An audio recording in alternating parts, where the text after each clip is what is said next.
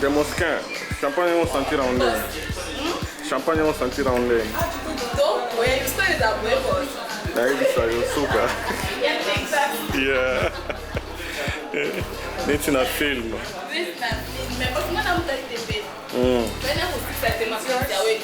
Balobi tem mosquin, as Saint Thomas.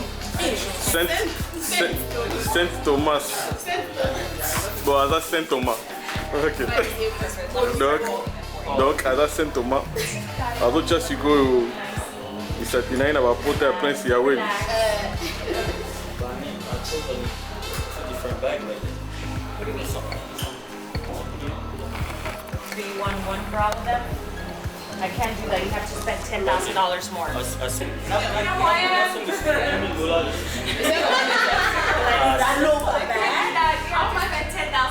more. All right. Sorry, spend $10,000 more, so I'll give you five more. Yeah. I'm totally kidding with you guys. Messing with y'all. Have some fun. Bon, là on va traduire. Voilà, on va traduire. Héros dans l'ombre. Donc, des mosquins. Bacholo Bakeno a dépensé $10,000 déjà. Là, il dit ça. Donc,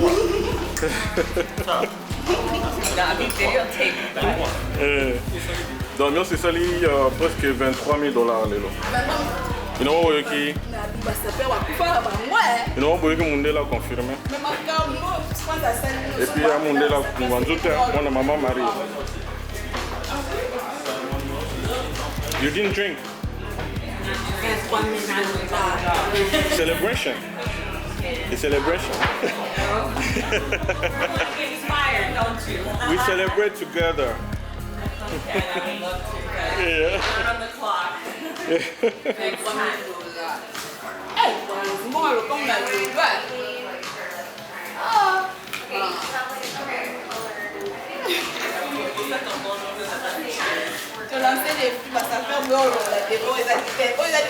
À part on produit sous Fali. Donc, les cachets les plus chers depuis Fali à Yakina dans le States. $60,000. Hey. Ouais, c'est pas possible.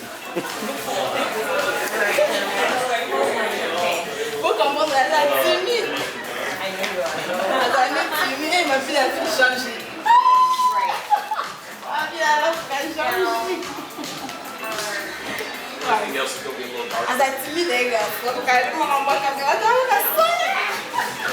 Et puis bah, le but pour les lots, journée ici, Bakangi Store.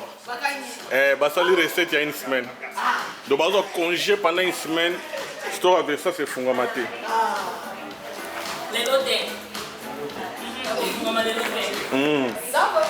Oui, parce que nanga mabete ba pasteur belé na Congo ba remonter à bénédiction. Spécial pambolama, ba te arabiso susu te que faut ni faut ko sala pour mona bo konza likolo.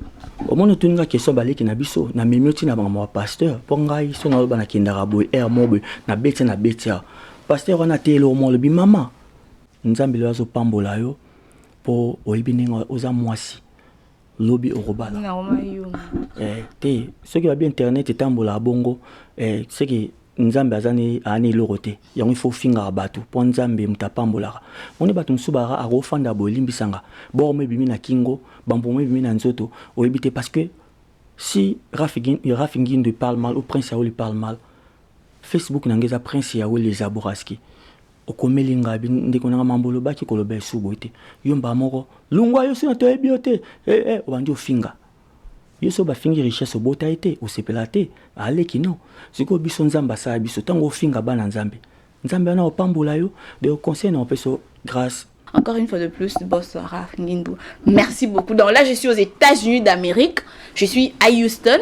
Natamboli, j'étais à New Jersey, j'étais à Boston, j'étais à Denver, j'étais à Dallas. J'étais. Mais s'il te plaît, t'as pas mingi. Allez, mis dans l'avion. Bye. Dans le bâtiment, ça crache pas mal. Oui, mon caca.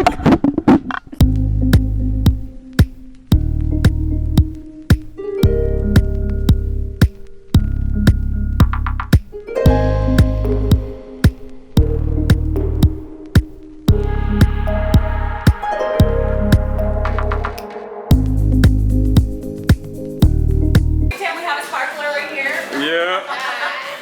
Combien c'est sous boss sera fini, mallette, ou boss déjà, n'invité. Boss déjà, quand c'est déplacé, et là, va jeter. Danger. Boss, ça va louer les sous-suites. Naïf, ça y est. Présidentiel. Aïe. Bah, tu as un dame, bah, son belinga. Non, nana puimo est très. En fait, kisi nanga ya tellement makasi que boro imaginer te. Na penda na kisi. Ngani na be na penda na kisi. Parce que boluka boy ba so kisi mo eza nini? Na penda na kisi nga penda mama biso akanganga nanga. Ngani na be mama nanga. Donc na mbanda botana manganga na bontu baby te. Mama biso nga.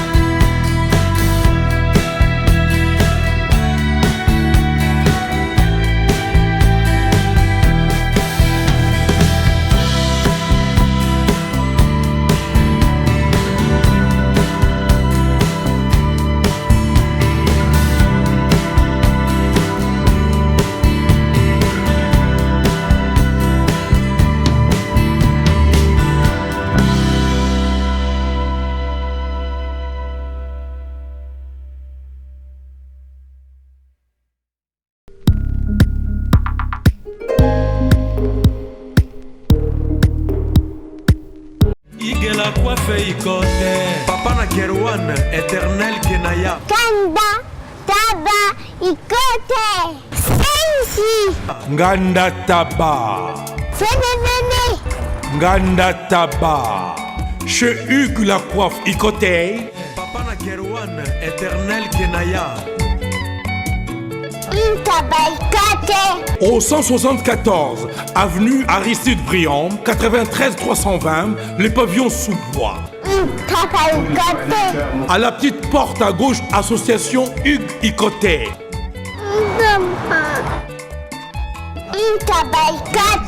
01 41 55 0000.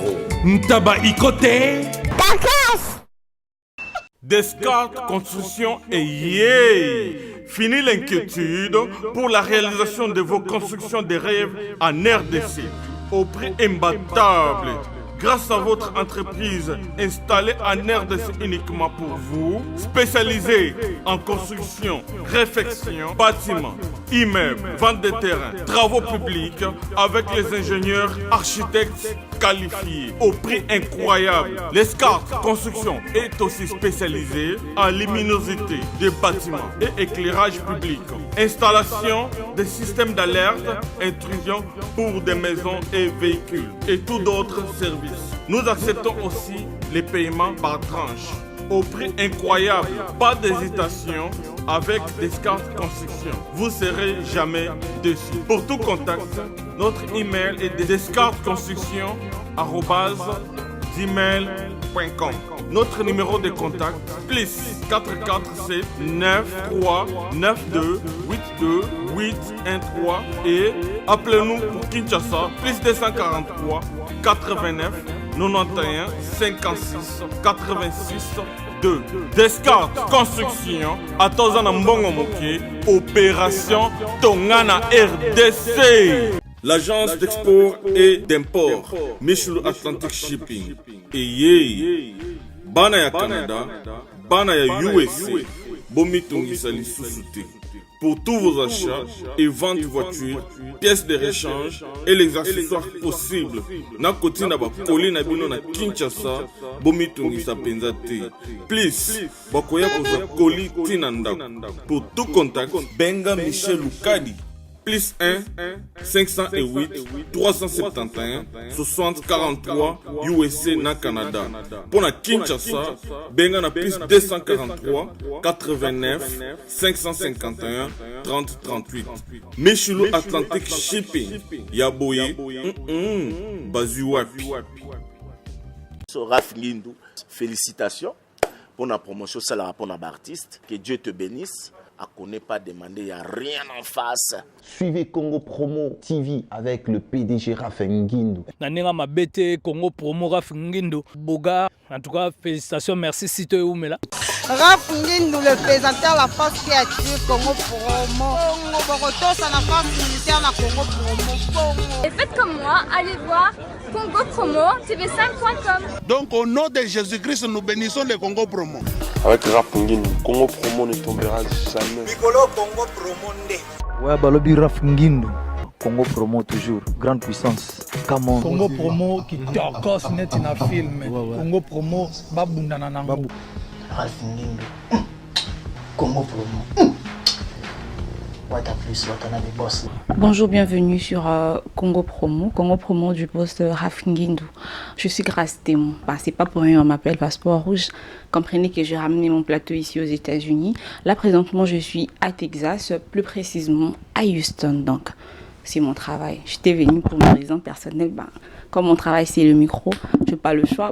Le boss Raph Ngindou m'a engagé. Je ne sais pas si c'est momentanément ou ça sera un contrat à long terme. On va parler après hors caméra. Et là, je reçois pour vous un monsieur. Je ne sais pas si on a présenté sapeur. On a présenté artiste musicien. On a présenté Nani fait Ambruyanga.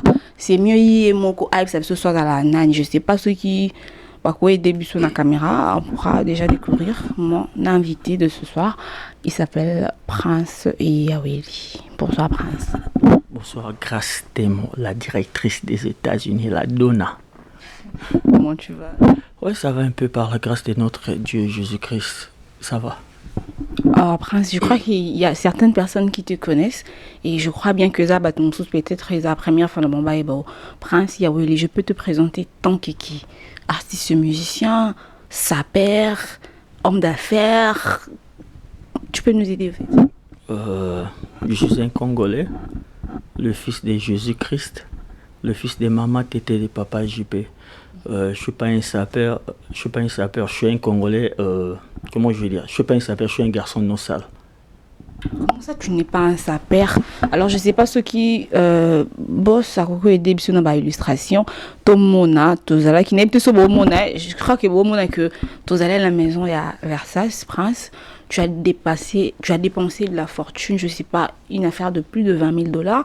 Rien que pour acheter les habits. Tu ne trouves pas que c'est de trop? Et puis, tu t'es dit, oh, le Bakosa, ça a perdu. Comment on recommande un niveau de dépenser? Sans bon pour Nabilamba. C'est une manière de me faire plaisir grâce au monde la vie. Quand tu bosses dur, il faut te faire ce qu'on appelle le cadeau. Quand tu te fais le cadeau, tu ne vas pas t'occuper de la vie des autres. Donc, je bosse dur. Na sur boss Raph Ngindou ala que ça image à Moussala na Salara na bossara dur. C'est quoi exactement? Je suis ingénieur dans éolienne et puis en même temps je suis le superviseur dans ma société.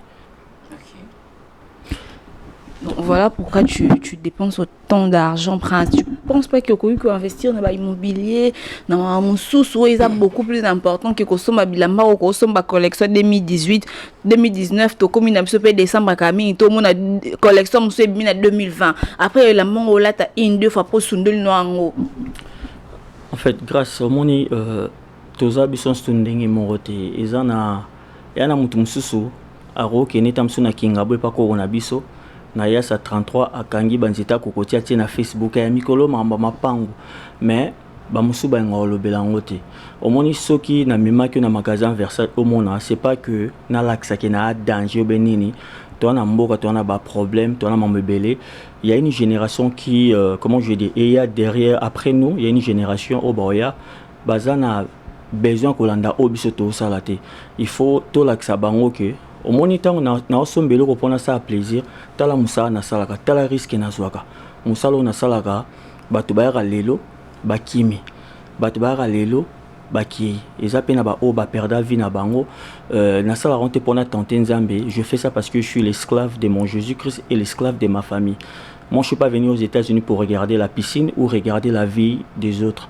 Je suis l'esclave de ma famille. Je bosse pour mes parents, je bosse pour mon fils, j'ai un fils, je bosse pour toute ma famille. Donc c'est une manière de montrer comment je veux dire, c'est une manière de montrer comment je travaille dur. Il faut la ça là-bas cadeau, il y en a qui par vie à batouté. Pourquoi Mister Versace? Mister Versace ezanga nami pesa ko mwana te. Omonde babaka leadership et utake pa ya nzambe. Batu so ba moni loko zo sala ba opeso neti Raf Ngindo alobate kaza boss. Batu ba mona ra que non, il se comporte comme un boss. Il se vante pas. Alingate a diminuer batu akiparavia batute ba monga pena boss. Mister Versace mutapesanga ko mwana Mélodie d'amour masanangai na pesi mbote na mobile ne papa Jean-Jacques papi apesanga liboso comme Mister Simple. Mais c'est simple. Après apesanga Mister Versace bloqué à F victime ya Fali mon fils il mutapesanga comme zone 1 The Lion et ça mon consinanga pesanga parce que je bosse vraiment dur. D'accord, tu bosses vraiment dur, mais Prince Yaweli là on vient de découvrir tos yeux sous la facette sous Prince Yaweli, tu viens de produire Fally Ipupa. Je vous signale que Fally Ipupa s'est produit aujourd'hui à Houston et Fally Ipupa était produit par Prince Yaweli. Nous savions que Fally Ipupa c'est un grand artiste, donc caché à la pellicolo. Parce que déjà tu peux nous dire pourquoi seulement le choix de Fally Ipupa et puis au commis producteur et puis projet d'avenir les par rapport à la musique anglaise en fait Sokol membre producteur Naza Ngamorote na produire Fally, c'est une famille qu'on appelle Swag Team que je suis le président. C'est un groupe que j'avais créé ça avec mes petits frères, mes trois petits frères, Héritier Yaweli, Gucci Fresh, Ange Kayumba, le directeur de Houston, 40 fois Clean et puis Mabele Chaban et Air Force One. Bon, tout le monde qui Fally, c'est un artiste qui respecte beaucoup les gens. Il n'est pas parfait. Azapina m'a ramené à Mabé. Comme si azan zambete azan mutuloro abiso mais au moni ermo grâce au hôtel la peine à TV aux homona neti sauve na ba tali lungi na ba so na biki na 19 ans muto bana ndoki so tali lungi na ngomona ki jo oyo akoli azan mukolo bon muto mso roleka au moni ki yo za mukolo ozoleka ofinga ba sexe mama baninga.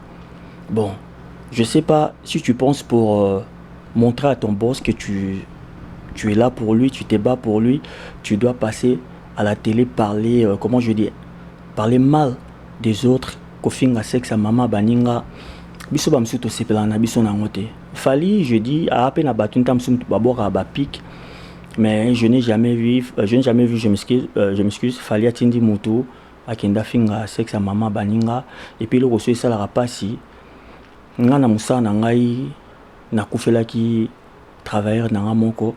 Mais passion na okaki azakutu jamaïcain passion na okaki porte zoli sika moko na ekukuta lali akufi donc choquant itam suko le quand même ba famille on a kufela mais ozomona mutu quelqu'un qui passe à la télé insulter quelqu'un aboma maman na papa pour la musique ozo chrétien ka été beau chrétien famille mobimba. Dieu Jésus-Christ a dit laissez les affaires venir vers moi okosa ma monsieur simba te pour nini au fingra papa ona bani tant pe batala ngo sala ba motema passe ozo finga papa na bango ba yoka souci moyen ozo bénédiction panza mbezate. Donc si pour répondre à ta question pourquoi c'est ma Fally Ipupa, pourquoi pas Fabregas Maestro, pourquoi pas Gaz Maui, tes abatebel ba musicien belé na Congo. Tu as tellement choisi de commencer avec Fally. Et puis quelles sont tes relations avec d'autres artistes congolais? D'abord pourquoi commencer avec Fally? D'abord Fally, on fait le business. Au musée Mbongo nayo au récupérer bon on n'est pas Fally. Tu t'es quand même retrouvé. Il m'a remonté concert à qui full. En matière de comment je peux dire, il y a recette et tout par rapport à ma dépense pour Sali. Parce que moi ça fait je crois 2 jours depuis que je suis à Houston. Normalement on est au ça va bon. En fait budget et plus de $40,000 vous avez dépensé. Moi j'ai vu comment est-ce que vous sortez de l'argent. Alors est-ce que vous êtes satisfait? Est-ce que vous récupérez? Est-ce que vous bénéficiez? Tout vous perdre? Non, tu perds, tu es vraiment très content. Au moins, il a fallu presque étranger belé baebi so tunika fali batun so baebi fali ezaka te ke ba congolais ndika bazaki wana te zaki na batamboka mususu omoni grâce il faut to lingara mboka na biso ba artiste na biso nga na koleka te na bando fingaka héritier wataze loko te c'est un frère à moi il fait bien son boulot fali azosala ramener bien to moni ke to tiela azui yo so oza musicien on dit biso to ba musicien te emo to sala lo yenge on dit la musique c'est le son agréable à l'oreille. La musique, ce n'est pas la force de savoir comment insulter le sexe des mamans de ton ami. Fais ta musique, tu reproduis, tu rebengi s'appelle, tu resangana.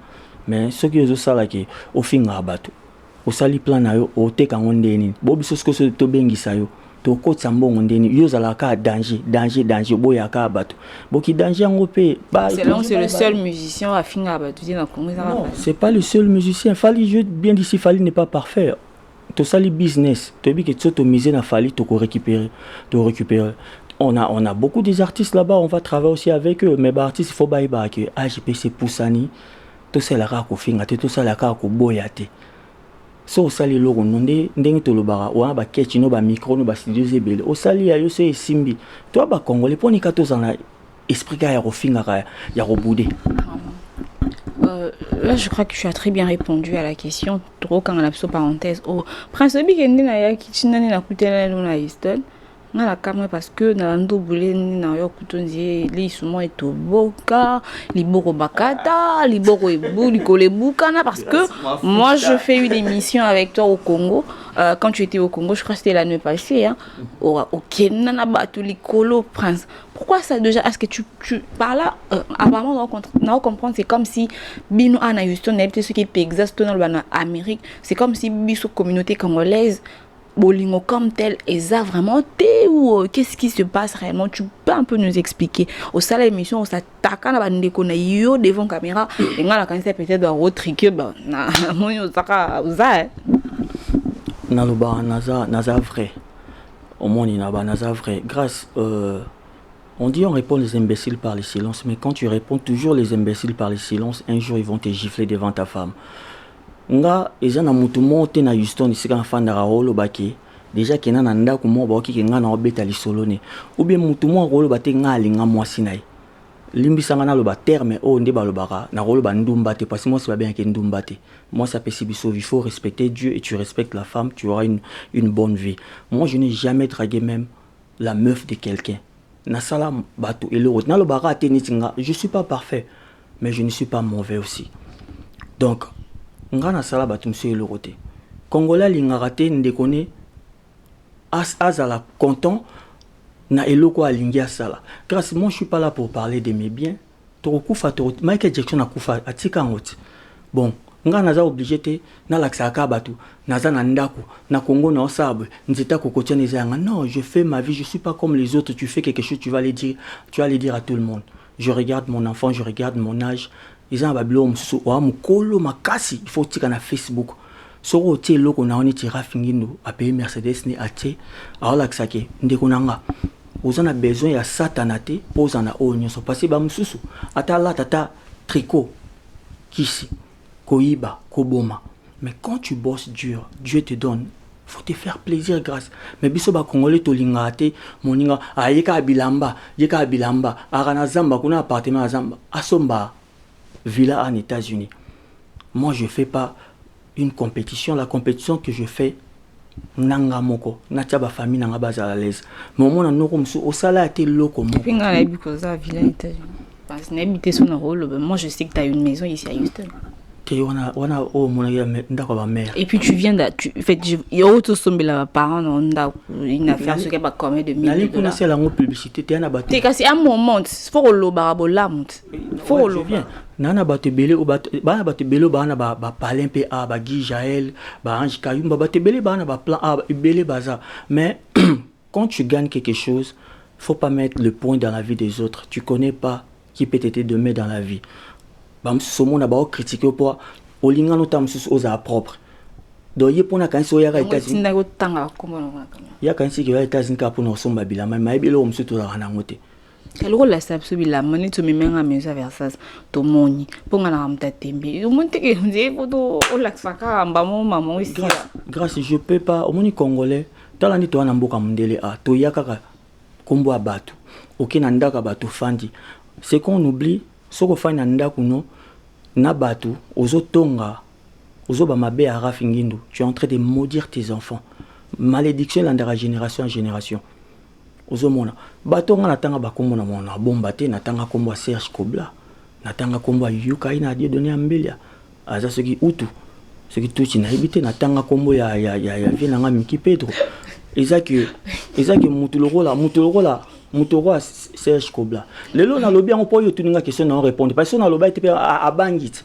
na sala no kona elo côté banda mokile banda ti e okufa na banda ko kama amener de une année passé nous qu'on attaque à Kobo est-ce qu'il y a bilo onga zanango et lo konga sara na vinanga moi je m'occupe de mon enfant je m'occupe de ma famille je suis pas venu c'est comme je dis pour regarder la piscine ou regarder la vie des autres congolais toi kana esprit ko finga ya za moi mobali ya ngono moni PD la sara vini ka ne PD alors la kinga na PD vie za yi o GT ezanzambe boyo soki sko linganga oza PD la kisa ki oza PD oza mobile beta maso nanga seki oza PD linganga na sala iloko te banda kaka koloba na sola kutna masana pese mbote Yvon Bidoya nanga na beta 3e soin Yvon Bidoya binanga doser na sola qui na reconnaître que sola na cousin corné ko beta lui on n'est pas des amis mais pourquoi kombo nanga na salenine na fandi une année papa musuba kota basuba na mbetu bakota ba makambo baloba baba télécommande ndako na ya basi moi sta mo utiliser basi mo utiliser bango bakota makambo nanga o ba yebite yemoko Serge Kobla ba fanda na ba telo ba kambi église pop yena papa na ba sambe église moko azandeko o na respecta kai ba fanda ba tuni aloba ki onga aloba na ngelo côté na soleil ka na cornet boyo principal appelé ba parents ndako est-ce que pona sombi ba parents na ndako il faut aloba le ba parents na ba ndako est-ce que na sombi nga tena laksa batuke pour mutu bo sombi nga pena somba moi je cherche la bénédiction grâce de mon Jésus-Christ et de ma famille yango no moni ki na ba trop c'est trop et koki pebo yango moni ki na beta ki ba qui se le qui en moni yango grâce beaucoup de gens ne comprennent pas yonga ko lika na TV o fingaka o mila kisaka na olobelo côté tant na kende na kino ebelo na salaki na banda on a Abidjan za mboka na ngate ba bénédiction zo ni pa ba ome vieillard wana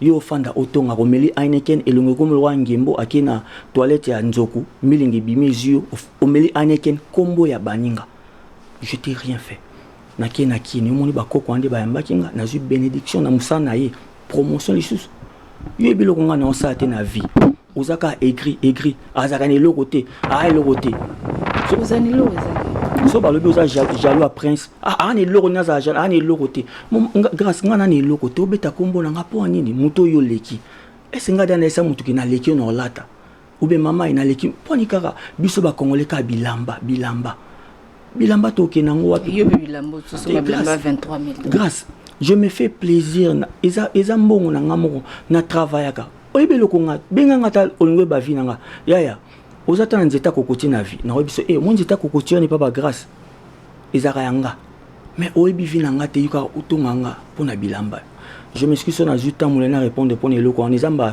mana lobango susute mais na mobali na linga te na leka na kwento fana na groupe totonga nde bazaka ka kotonga bango ba leki batu mais ba enviera pe bangoti poni ba enviera bangote binoka boleki batu poni ba enviera binote jalousie. D'accord Prince Yaweli, je crois que tu as chuté na biso na tokotement muki na fait sociaux Prince Yaweli que représente la femme pour toi et puis il y a un phénomène et les kana Kinshasa na habité tout mon abiso nyonso tunga na zala pété na zala en Amérique mais na tellement la connecté sur internet bande na biso a basi na Kinshasa bakomi ko rêver vie Amérique en fait baliba même Amérique na Congo sans pourtant ko ba ki en Amérique ba na facilité mais la miliki en Amérique ba fait bon la maman ba facilité mambo belé ba comme na niveau mais la ba drogue ndeko na biso mo congolaise Deborah Perpeuse auto kufana overdose akenda ki ameli drogue ba comment vivre ba bango ba bengo ki Kardashian ce que yo ebete la biso no ki Kardashian ça nyepo yo za na mboka ba Kardashian.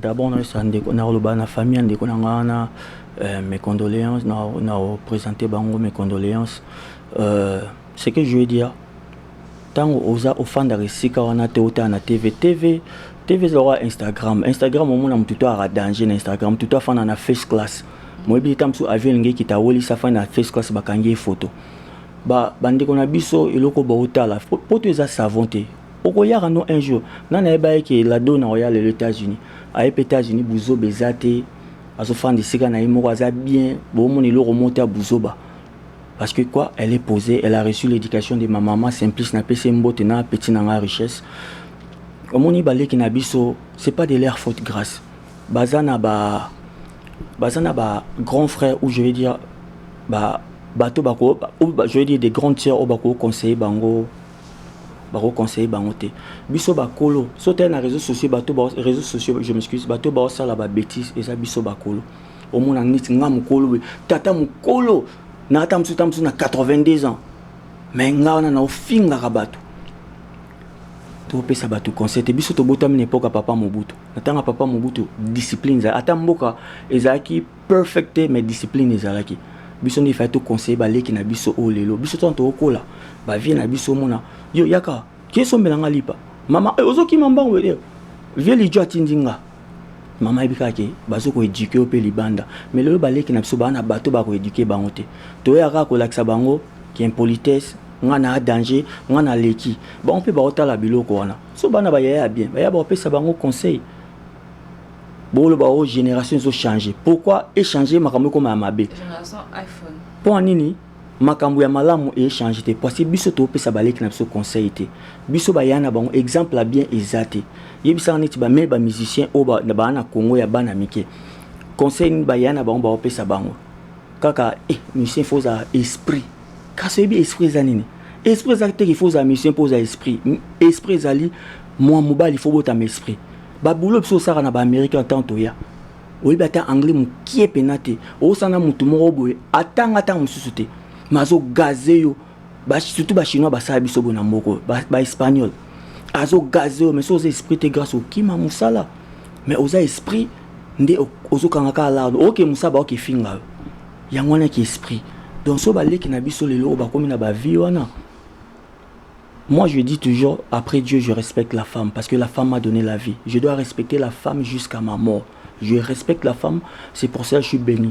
Moi je m'assois pas pour parler mal de la femme. Et Dieu nous dit d'abord dans sa Bible, dans sa parole, je m'excuse, heureux l'homme qui ne marche pas selon les conseils de méchants et qui ne s'arrête pas sur la voie de pécheurs et qui ne s'assied pas, il y aura deuxième voie vieille, et qui ne s'assied pas accompagné de mon cœur, Ils sont accompagné de mon cœur. Ok, dans l'église dimanche, ko sanini. Ou amte amabo ki église o sanini. Koloba mamba batu bo fanda na baleki abasi obando beta histoire ya fille wana. O fille wana sa ki boy. Fia bozo bebi sa baleki na bino. Muto apesa ba conseil azate grâce. Baleki ba osala. Yango yana pasteur mo olimbisanga. Pasteur o komuni nani Marcelo. Obi nzamba loba na suka ya mokili. Batu mususu baroya bazayi te. Soki pasteur wana Marcelo bandimine ba otalanga. Soki pasteur wana za ya nzambe te na oyebisa nzambe zoai na mboka na parce que il prêche la parole de Dieu. Ya makambozo le kana mokili o nzamba loba. Mais oui parce que nanenga mabete ba pasteur belé na Congo ba remonter ara bénédiction. Spécial pambolama ba te arabiso susu te que faut ni il faut ko sala pour mona bo konza likolo.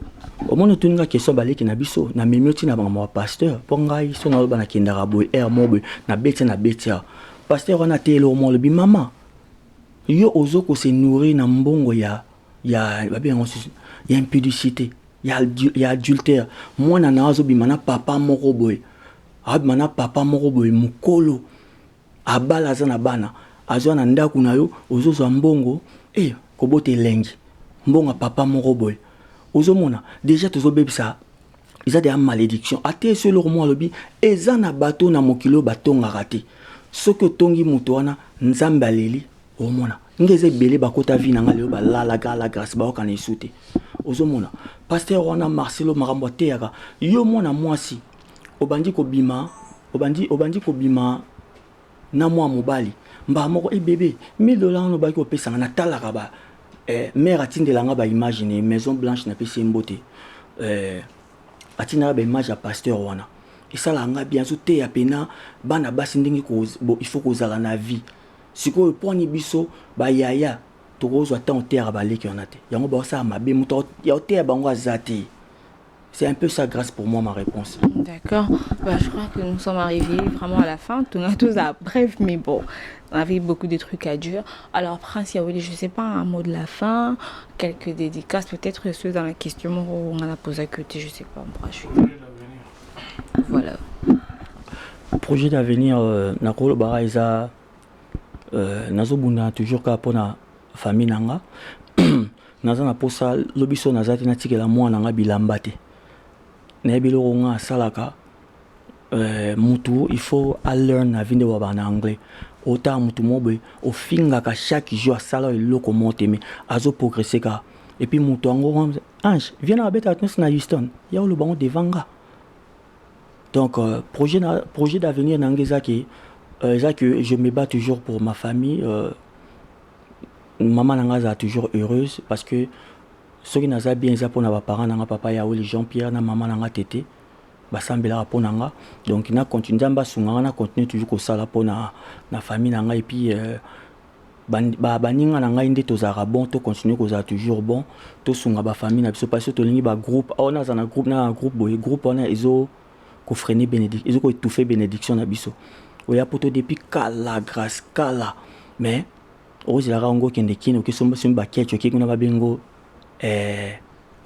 Jika c'était toi et puis biso pe ba congolais photo tika wa makambo oyo o ba fille akini salité ba garçon qui na salité wana to utaka kuna bango ba yamboka na biso to tika lo bao mentalité akini to utawana poto za savon te to tika dénigrer ba ndeko na biso o baza na Congo poto za na poto donc ce qui va dédicace grâce dédicace na boire moi na ngai Prince Jeden Jesse Yaouli Masananga Malcolm Asombi héritier Yaouli Gucci Fresh Karine Yaouli Glody Yaouli Elongi Paradis Annie Yaouli Pierrette Yaouli Masananga Jude Bapende Frankie Kalema Michou Matondo Kerleker Dario Matekila Sam Boss Wan na boki boss Rafingindo Yemoko et Nancy Jiko Alanga ba on a bossa na été on a bossani Balimbi Sangai, Guy Jaël First Class, Gladys Basilo Armandine Moti, bébé héritier,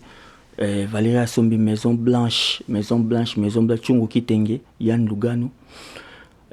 Nasugara na monso continue ko boire abatu msuto boire boaka o boaki mutu boya na kina pale mo bafandi likita obeto au tubo sondongo mpia okumisaka o kumisa babika mto kumisaka yem taza bomo kuna ti donc nasugara ngana. Et quant à moi, je dis merci à boss Rafingindo pour l'espace. Je dis merci à tout le monde au Baza qui merci à toi Prince Yaouli, merci à tout le monde, merci à ma famille, j'ai salué ma famille, maman Martine Collegon direct de France. Ouais. Je vais te dire une chose grâce on a bénédiction, grâce tu as quelque chose que beaucoup de femmes n'ont pas. On est le roman grâce batubele bakansanga na yebio na internet. Maman Simplice mère nanga, maman nayo. Papa nayo vienanga naeba okalit naeba sur nanga titi bolumbo. C'est que je vais te dire grâce, je te donne le conseil. Au sala ba ma bébélé au kota na ba embrouille au finga babi c'est le pardon libère. Nzambe loazo pambola yo po oibinenga oza mwasi. Lobby orobala.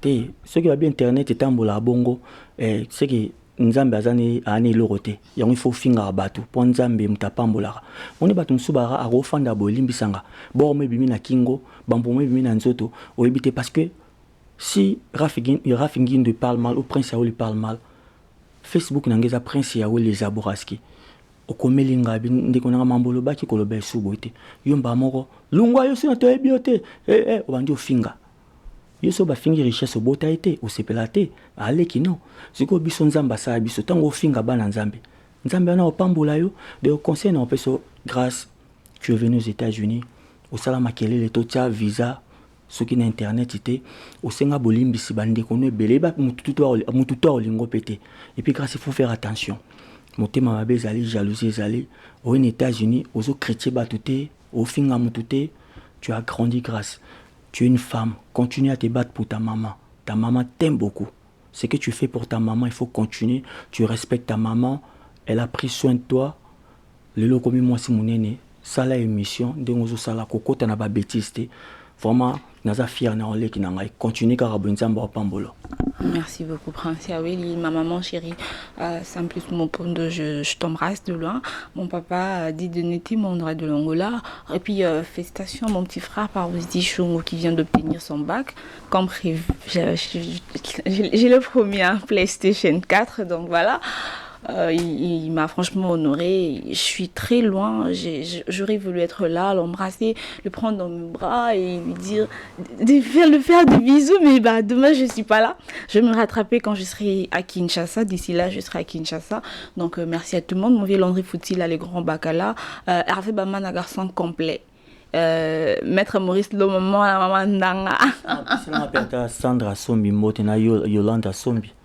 Ah, Sandra Sombi, Yolanda Sombi, Mbote, Nani Susunzambi, Bosani. Ah, pas tout avec Belé. Divine Bindou, Joe Gonzalo, marketeur pro. Je te salue. Il y a Christian de Cornes, mon oncle anglais. Non, il y a Kinka Minité, Maestro Fabrigas, en tout cas. Tout le monde. Léla, non, quoi, Fabrigas. Léla est fort. Maestro Fabrigas, donc voilà, Batunion sous Bolinganga. Na bobo nganga ti donc nganga bino dans mon pays toujours dans son le bâti ce n'est pas parce que nos banga ou bien komi yuma parce que notre pire sous notre banque ça les petits mais bon en tout cas on dit local na rêver li bala kala minité na boyena ki na belle famille ba bandu bimisena na su ba vidéo yo singa pardon ozongeli su makambo ndenyi parce que je suis une femme je dois me marier et avoir des enfants donc et non, les gens ça parle en fait. En fait, les gens ça parle et moi je suis pas là pour me justifier. C'est mon grand frère. La famille reste la famille, donc les gens vous parlez toujours bolobaka pour boloba. Pour boloba sans preuve. Au vandolia popcorn, au mille lignes na sa couette, tu fais des commentaires, tu ris de n'importe quoi alors tu maîtrises rien sur ma vie. Déjà, au fait, maman aux États-Unis, les gens vous parlent, grâce à moi qui États-Unis. Déjà, je suis pas là pour donner des explications. Pourquoi je suis venue aux États-Unis, ça concerne personne. Et talikanga. Et puis, nous avons dit, Kima na yosko, tant que na Kima, na nyamimenga apona Kima. Ntamimenga ta. Na kena na ambassade na sali interview na nga ba pesinga visa na somi bien na nga na ye so na tikali etali kanga na tikali so pe na ozonga c'est pas parce que na on minimiser Amérique to na ba kena na ça danger non na ozonga par rapport à ba raison na nga personnel bo yebi ba projet na nga te mo bozana mo ba limite hein un moment bozana mo ba limite boli ko kota na ba vie bondo bolinga bosana ti bo yebi vie na nga koleka nga moko non Mtebi vina ngako le kangamoko ezanza minazele loko te binu batu boa biloko OK ngala ze loko te binu batu boza biloko bolanda ngai eloko te pona nini parce que nga moto na bike na leki je calcule pas so monika ke na calcula ka te faut ça la copasse parce que quand je sais que je suis plus que toi j'ai pas le temps de te calculer mais cela ne veut pas dire que na ça ba problème na ba confrère na to ba conscient na non na problème na mututé na internet ba frère nanga ba za ba sœur nanga ebika ça na problème nanga en tout cas ça n'engage que elle nga na problème na mututé auto salaka eza nango ba guerre internet bon to boité ba mususu bokoma na niveau au toucher ba vie privée na ba vie personnelle mais en soi moi je suis pas rancunière so na so ça côté c'est pas parce que ina auto na kanda non et mon atala nga na problème c'est mina mi benda pour na luka kimia puis je répète encore so na lo baté c'est pas parce que no bang Mutobang sanga azate. Ça c'est clair. Mutobang sanga azate. Mais n'a changé puis non yo kande ba conseil abatu. N'a eu ba décision oyo. J'ai fait na sala maman abiso promesse. Moi j'ai promis à ma mère de ne plus faire de bêtises. Donc en fait pour je suis obligée à respecter promesse à maman abiso. Donc so bol ba na yu mama mi talibino yu mada boy azala. Donc so na za yu ma pona ya États-Unis na zongaka. na préféré naza yuma ke naza yanke na vandaka na shaba na lia Thompson na pilipili. Donc je suis désolée. Ouais, parce que en fait j'ai l'impression c'est comme si boluka boye ba grâce témo obimana nani grâce témo mobile ne boko doka mitwe po boko yebate bolu boye ba ndoko wa message na Facebook. Oh mais franchement bolu boye ba mobile na ngala balate. Oui, j'ai un homme, j'ai un petit ami, j'ai un copain, mais je suis pas mariée officiellement pour venir parler de mon homme. On a l'accepté que mon bal n'a eu. Non, vous aimez que l'on là, t'as les bagues dans mon sapin, comme madame Intel. Non, l'accepté mon bal n'a, je suis désolée. Et puis le reçu Zoka Moussanga, il y en a battu il y a longtemps.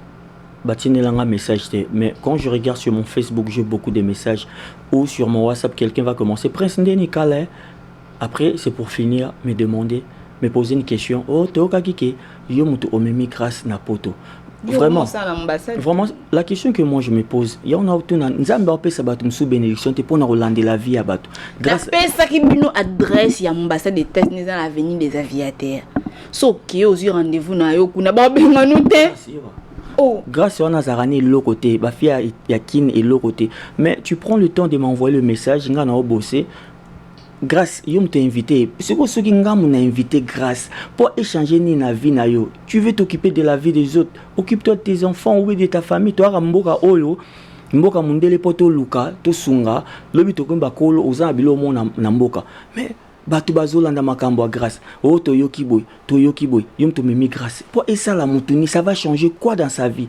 So grâce à nga elo côté kolandela ngo po anini to lingana ko biso wa congolais to bomana ka po anini neni ya mboke ebonga te aka mbilinga ki mutema mabeleki to lingana et ça biso bien oyinanga na bimana mbal noté na finga mama noté na la problème noté ka pa au fait na zape na posa ba tunyo so balinganga te so dan nzambe na nga linganga so dan mama abimisanga na mokili chaque jour a pambolanga yo kasi yo muta mokila to lobi mabena nga ndelong la bénédiction na likolo nanga non na fui mo eza très en fait qui sinanga ya tellement makasi que boro imaginer te na penda na kisi ngani na be na penda na kisi parce que boluka boy ba so kisi mo eza nini na penda na kisi nga penda mama biso akanganga langa ngani na be mama langa donc na mbanda botana manganga na bon to baby te mama biso nganga na makasa sopila mafuta ba maido nganga nanga. Donc pour dire que quand la Bible nous dit bobo to ça va boti et le eleki ko obéir ba parents na mokele ki ba kisi nyonso yango moninga na hôpital na nzela na isa mama biso na finga na nga isute na koma na nga mumpele lwa na ya na Fabregas mais sopen halo baté la sike no banga mutu te boy na nga ine ba problème donc encore une fois de plus boss Raph Ngindu, merci beaucoup. Donc là je suis aux États-Unis d'Amérique, je suis à Houston, na tamboli j'étais à New Jersey, j'étais à Boston, j'étais à Denver, j'étais à Dallas, j'étais mais s'il te plaît t'as mingi allez mis dans l'avion bye dans le bâtiment ça crache pas mal oui mon akak.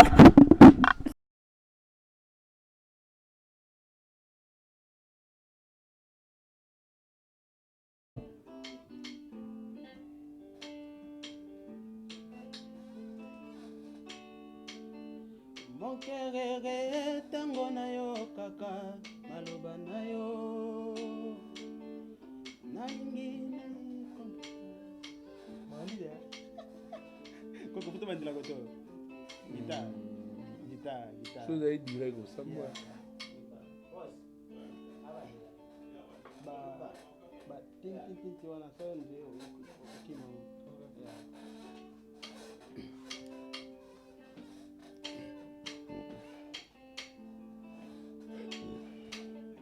Mokerere tango na yo kaka maloba na yo nalingi na umela pene na yo pona yeba yo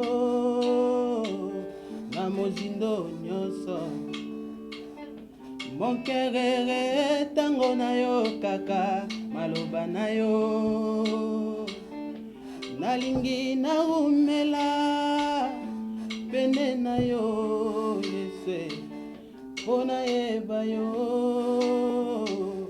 na mozindo. Sepela TV et yena makambu ya sika lisusu. O ba chaîne ya France eza na kati. Ba chaîne ya Congo eza na kati. Ba chaîne ya Londres eza na kati. O ngomona makambu ya politique ya sika. O parti AA eza na kati. O parti BB. O CFAIO eza na kati. Ya Sepela TV. Bouquet comme ya muke boye. O tina poche voyager na ngokeno partout lingi. Na bouquet na Sepela TV. Sepela TV. Mais ma biso n'engozo mais ma biso wana 4K. Machine ma daka. Sepela TV. Bienvenue dans le monde de Sepela TV. Sepela TV est le décodeur qui vous permet de suivre les chaînes du Congo en direct de la diaspora.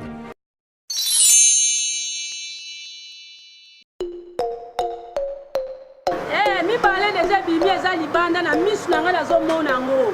Et troisième pe koli ka ningo lobaki troisième colis déjà. Ngane libanga te. Ona yawa te. Na yesi zibe service. Na zwakata 37 colis awa na zibe service na mbala moko. 37. Oh, ngaku na banga kina esi mwana tiaka 3. Ah bon? Yiba yango na kiserie na bango ya musala. Basa pe na Brazzaville.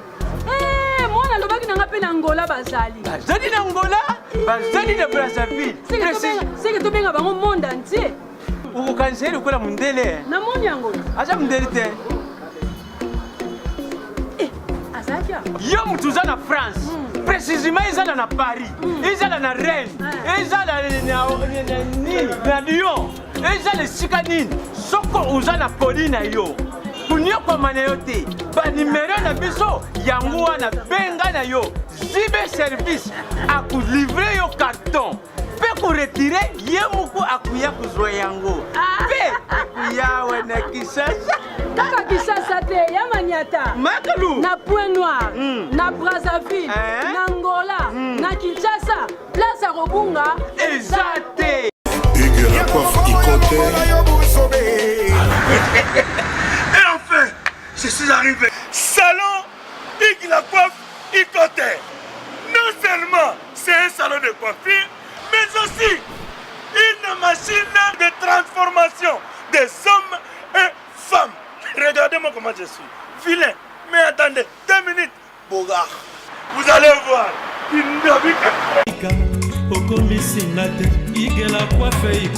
Hugues la coiffe Ikote, votre salon de coiffure mixte afro-européen situé sur la Nationale 3 au 174 avenue Aristide Briand, les pavillons sous bois. Pour plus de précisions, veuillez nous contacter au 01 41 55 00 00 ou encore sur notre site hugueslacoiffeikote.com. Nous sommes ouverts tous les jours de 8h à 20h, même les jours fériés. Hugues la coiffe Ikote, l'homme qui coiffe la ville. Hugues la coiffe Ikote, le salon de coiffure mixte afro-européenne de proximité. Au 174 avenue Aristide Briand, les pavillons sous bois sur la Nationale 3. Un seul numéro, 01 41 55 00 00. La beauté de votre chevelure chez votre frère. Hugues la coiffe Ikote, même père, même mère. Chikicha, chikicha, cha cha. La beauté peut tout changer. Salon Hugues la coiffe Ikote. Quelle beauté! Sexy pour les femmes, dindindi pour les hommes. Awakening Africa Magazine et Transformer Days organisent le Salon d'affaires africain, la plus grande réunion d'affaires africaine à Dallas. L'événement réunira des entreprises publiques et privées, des investisseurs, des dirigeants politiques africains et américains et des entrepreneurs. L'événement aura lieu au Grand Hall de Dallas le 6 septembre 2019 de 10h à 22h30. Awakening Africa Magazine. Nous construisons une communauté africaine forte et créons un héritage de richesse durable. Activités, salons et expositions d'affaires, conférences et networking. La conférence sera suivie d'un dîner de gala et de networking. Pour plus d'informations et réservations, appelez au 972 674 01 24 ou envoyez un email à subscribe@awakeningafricamag.com. Wait, we heard about this amazing continent with everything. everything that we need, and everybody is patting their back and ready to come. Le salon d'affaires africain, là où les leaders africains se rencontrent et créent des opportunités d'affaires.